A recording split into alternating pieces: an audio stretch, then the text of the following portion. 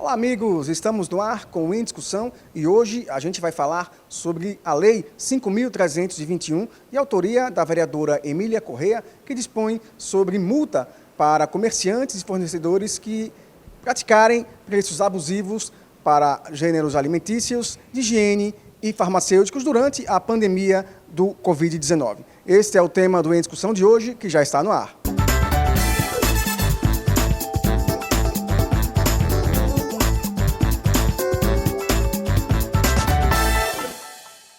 Na edição de hoje, vamos conversar com a vereadora Emília Corrêa, ela que é a autora da Lei 5.321, que dispõe sobre multa para comerciantes e fornecedores que praticarem preços abusivos durante a pandemia da Covid-19 para gêneros alimentícios, de higiene e farmacêuticos.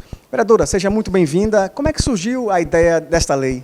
Então, essa ideia, Bruno, é uma ideia assim que veio principalmente por causa desse momento que estamos vivendo, né? Que é a pandemia. O que nós podemos observar é que no início, inclusive no início da pandemia, estava um absurdo o superfaturamento de produtos tão importantes como medicamentos, produtos de higiene. A gente encontrava o álcool em gel com preço absurdo, era difícil até você encontrar. Então, eu comecei observando isso e eu falei, a gente tem que fazer alguma coisa. E aí a gente foi fazer a pesquisa e realmente confirmou que estava havendo uma prática abusiva. Porque eu quero dizer o seguinte, essa que agora é lei, e já está valendo, né, Bruno? A 5.321, eu quero dizer que ela não é contra os comerciantes e fornecedores, ela é contra a prática abusiva de fornecedores, principalmente, que superfaturam produtos. Como já foi bem dito aqui pelo Bruno, né, produtos de higiene, produtos farmacêuticos, produtos alimentícios. Então, isso agora, a gente já espera, logicamente, que ela já está em vigor essa lei, que aconteça a tal fiscalização. E o maior fiscal, no meu entender, Bruno, é o consumidor, que agora, sabendo que é lei, que uma multa pode ser estabelecida para o fornecedor, para o comerciante. Se for reincidente, é uma multa maior, um pouco mais, podendo até fechar mesmo.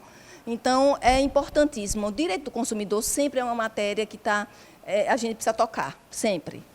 Inclusive, a senhora bem lembrou do álcool em gel. No início da pandemia, por volta do mês de março, as pessoas estavam vendendo, alguns comerciantes, bom que se frise isso, estavam vendendo esse produto por até R$30, um produto que hoje custa R$10. Exato, olha só, imagine. E ali no momento de choque, que nós estávamos sendo, digamos assim, atingidos, sem saber direito o que fazer, e os preços altíssimos, para conseguir um álcool em gel era quase encontrar ouro, né? E quando encontrava era preço de ouro mesmo.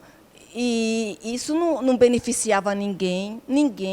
E que riqueza é essa que vem da desgraça de todos, né? Então, eu tive rapidamente a assessoria, a minha equipe, a minha assessoria jurídica já começou a buscar elementos em outros lugares e, graças a Deus, foi uma lei que transitou até rápido, até porque a gente fez um requerimento de urgência, porque se era para beneficiar, principalmente esse período da pandemia, não tinha como a gente entender que essa poderia ser uma transição longa, porque aí não ia servir mais, que é exatamente para esse momento.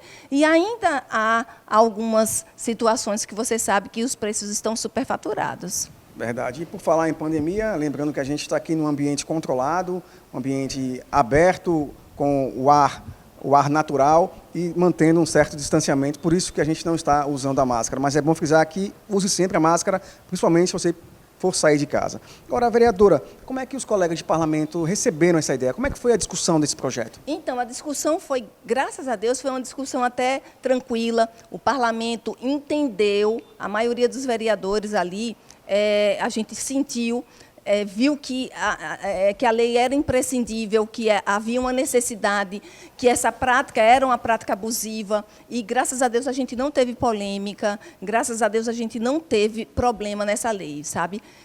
No projeto de lei até então, que hoje é lei. Então, a gente ficou feliz por isso, porque às vezes o parlamento, e é natural também, acaba gerando polêmica do que não tem, mas tem alguns temas que a gente consegue pacificar. Esse, pela necessidade.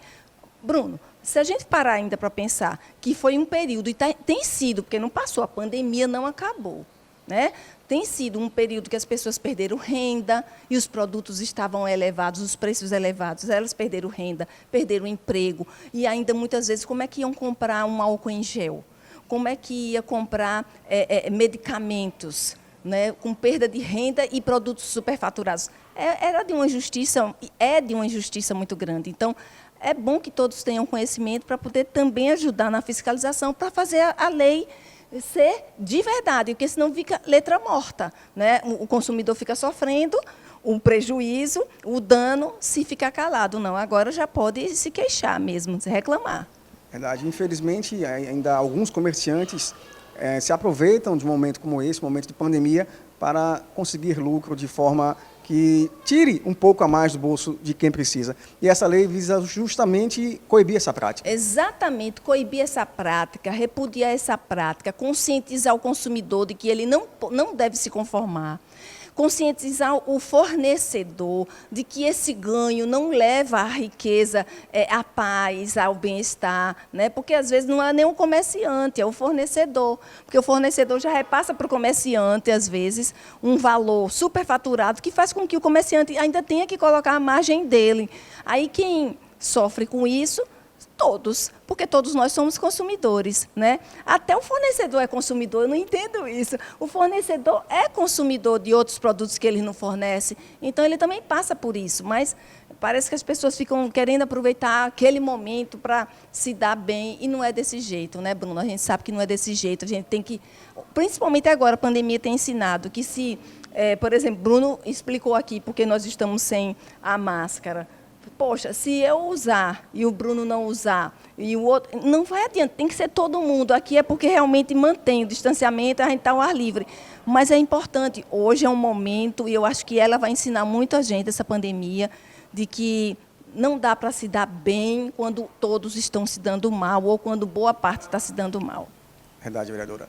Estamos conversando com a vereadora Emília Correia, ela que é a líder da oposição na Câmara Municipal de Aracaju e autora da Lei 5.321, que fala sobre multa para comerciantes e fornecedores que aplicarem preços abusivos durante a pandemia da Covid-19. Vereadora, é lamentável que ainda existam certas pessoas que usam essa prática para pegar mais dinheiro. Como é que a senhora classifica essas pessoas que estão se aproveitando desse momento? Então, essas pessoas, elas cometem crime, né? É crime segundo o Código de Defesa do Consumidor. Segundo o Código de Defesa do Consumidor, prática abusiva é crime. Então, quando o fornecedor faz isso, quando o comerciante faz isso, cabe, logicamente, uma reprimenda. Essa reprimenda, você já pode ir buscá-la através do PROCON, porque como já é lei, então você já pode denunciar o PROCON, né? Nós já espalhamos algumas cópias dessas leis, né? E aí a gente já deixa claro aqui que você pode buscar o PROCON, você pode buscar, por exemplo, um juizado especial, mas não deixe sem fazer a reclamação, porque senão os órgãos fiscalizatórios não vão poder fazer muita coisa. Então a Câmara também é um órgão fiscalizatório, nós vereadores podemos estar fiscalizando, devemos fiscalizar, né? Eu sou aquela fiscal quase que o tempo todo. Às vezes até eu fico me vigiando, porque é complicado, sabe? Mas tem que fiscalizar. Durante as discussões, alguns vereadores falaram que o PROCON já poderia fazer esse tipo de fiscalização, mas a senhora deu a entender, fez entender que era necessária uma lei que coibisse de realmente essa prática. Com certeza. Olha, o Código de Defesa do Consumidor prevê várias situações. E quando uma lei municipal endossa o Código de Defesa do Consumidor, que é a lei maior, ela chama a atenção, ela dá um destaque para aquele município, fala, é lei, está no Código de Defesa do Consumidor, mas Aracaju está se posicionando e endossando, que aqui em Aracaju não pode não. Ou seja, é como se a gente desse para ela uma graduação, uma elevação na lei. Não é assim em termos de hierarquia legal, não, ou de lei, mas é só para ser compreendido. Então, é muito importante que as câmaras municipais estejam fazendo isso. algum direito que você tenha no Código de Defesa do Consumidor, se você puder fazer, protocolar um projeto de lei no seu município, faça isso, porque é educativo, Bruno. Certamente, se essa lei não fosse aprovada, não fosse uma lei, talvez a gente não tivesse nesse momento conversando sobre isso. E estava lá no Código de Defesa do Consumidor. Então, tem muita coisa do Código de Defesa do Consumidor que a gente pode, sim, transformar em lei municipal para dar o destaque, para poder cobrar mais, para poder ensinar e aprender, porque todos nós temos isso, temos que aprender. No corpo da lei, a senhora colocou qual órgão vai ser o responsável por fazer esse tipo de fiscalização? Sim, lá a lei é uma lei bem curtinha, dá para a gente passar assim rapidamente. O que é que ela diz? Primeiro, ela fala quais são os produtos, mas ela coloca outros, que ela fala dos produtos de higiene, alimentícios, farmacêuticos, dentre outros ela coloca. Então, não pode estar superfaturando outros produtos que a lei não tenha sido taxativa, por exemplo, porque ela não é taxativa. Aí, lá, estabelece a multa, né? A multa é a primeira multa, estabelece, salvo engano, R$500. É medida exemplar. Em reincidência, 1.000. Né? E o terceiro item, que seria o mais grave, né? Que seria uma reprimenda gradual, digamos assim, seria até fechar o estabelecimento. Agora, como é que você me perguntou exatamente sobre... o órgão que vai ser responsável. Pronto, o PROCON é responsável, todos os órgãos fiscalizatórios, porque tudo que diz respeito à defesa do consumidor, os órgãos fiscalizatórios estão autorizados, como o PROCON, Câmara, Ministério Público, consumidor, o maior fiscal é o consumidor, porque ele está em todo o tempo, em todo lugar. Né? O PROCON não está em todo o tempo, em todo lugar. Você está, eu estou. Então, a gente pode fazer isso, e com certeza isso vai dar uma liga boa, e a gente aprende, a gente ensina, e o fornecedor também tem que colaborar, porque senão não é justo para ninguém. E a participação popular, como a senhora bem frisou, ela é essencial. O consumidor tem que entender que ele tem direitos e tem que se fazer cobrá-los. Exato, exato. Não adianta, olha, por isso que a gente chama muita atenção, tudo que acontecer na Câmara Municipal, que se tornar lei, ou que haja uma discussão de projetos, fique atento, porque interessa a você. Ah, não me interessa nada, aquela discussão feia.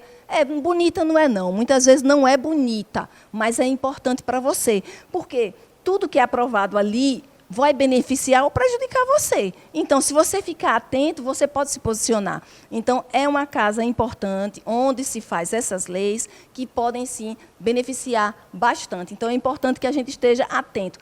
O consumidor que não estiver atento não vai poder cobrar absolutamente nada. Nada. Então, você chega em um lugar, por exemplo, e tem uma prática abusiva, você, rapaz, não pode isso. Aí você só vai ficar nisso? Não pode? De jeito nenhum. Se você sabe os caminhos. Se sabe os caminhos, você toma atitude. Tomando atitude, você já ensina aquele estabelecimento que todo consumidor já está diferente hoje. Agora, vereadora, é lamentável que a gente precise ter uma lei para proibir essa prática abusiva. É falta de humanidade. Né? Exato. Olha, na verdade, Bruno, a gente vive numa condição de um sistema muito capitalista. As pessoas querem ficar ricas de uma hora para outra. Você vê produtos tão simples, até no mercado mesmo, em épocas difíceis, sobe, todo mundo está se sentindo prejudicado e quer tirar o lucro maior para poder recompensar. Tem certas compensações, melhor dizendo, não é recompensa, é compensações que não vai fazer bem para a vida da pessoa. Mas ela tem que ter essa sensibilidade. Além da sensibilidade, a conscientização de respeitar o outro, a condição econômica do outro. Se você tem muito, o outro nada tem, então você tem que se incomodar porque o outro nada tem. E você tem que fazer alguma coisa para que o outro tenha também, sabe? E não tirar mais ainda. Isso é muito importante que se diga. Estamos conversando com a vereadora Emília Correa, ela que é autora da Lei 5.321, que fala sobre multa para comerciantes e fornecedores que praticarem preços abusivos durante a pandemia da Covid-19 de gêneros alimentícios, de higiene e farmacêuticos. Vereadora, além desse projeto, também foi discutido recentemente um outro projeto que também já foi aprovado, que é o da Procuradoria da Mulher, intitulada na Câmara Municipal de Aracaju. Nos conte um pouco sobre isso. Essa foi uma grande felicidade, sabe? Porque das capitais do Brasil, Bruno, Aracaju era a única capital que não tinha a Procuradoria da Mulher na Câmara Municipal, ou seja, na capital, né? Então, nós protocolamos o projeto da Procuradoria da Mulher, que significa o quê? Olha, é uma porta, um portão que se abre para defender, para proteger, para orientar a mulher em todas as esferas. Então, é de uma importância que a gente não consegue nem medir. Porque, por exemplo, uma mulher que sofre uma violência, muitas vezes ela fica constrangida de ir na delegacia, de pedir socorro, de se expor. Aí, quando a Câmara Municipal aprova um projeto como esse, o que é que acontece? Vai acontecer de que ela pode ter um vereador que ela se sinta melhor para procurar, para pedir ajuda, e lá vai ter todas as esferas para nortear essa mulher, para dirigir essa mulher no campo que ela vai precisar. Então, foi assim um presente que a gente acabou dando para as aracajuanas, para as mulheres, para as famílias, e com o endosso aí de todos os vereadores. É mais uma ferramenta à disposição da sociedade, principalmente das mulheres, para denunciarem e coibir essa prática. Com certeza, Bruno. É uma ferramenta, por isso que eu disse que é um portão que se abre para poder também orientar a mulher, olha, porque não só no setor da violência, mas no setor de saúde, no setor do direito, né? Digamos que ela tenha muito mais facilidade de procurar um vereador, ou até mesmo, porque vai ser um órgão, a Procuradoria da Mulher é um órgão quase que é da Câmara, mas não está linkado àquela estrutura da Câmara, né? Então, é uma porta. A ALESE já tem, né? A Assembleia Legislativa, e já funciona muito bem essa Procuradoria, e agora a Câmara também tem, e a gente fica muito feliz de ter sido, digamos assim, da iniciativa ter sido nossa, mas a gente sabe que foi a importância também dos votos dos vereadores que ali estavam. Vereadora, o papo está muito bom, mas nosso tempo está esgotado. Muito obrigado por esse bate-papo. Muito obrigada, Bruno. Estou sempre à disposição de vocês. Mais uma vez, eu gosto sempre de fazer isso. Parabéns pelo seu trabalho. Deus abençoe a sua vida, viu? E que nesse momento a gente não esqueça de continuar se cuidando, porque ainda não acabou. Vai passar, mas ainda não acabou. Obrigado, vereadora. Chegamos ao fim de mais uma Em Discussão. Muito obrigado por sua audiência, por sua companhia. E a gente se encontra na nossa próxima edição. Até lá!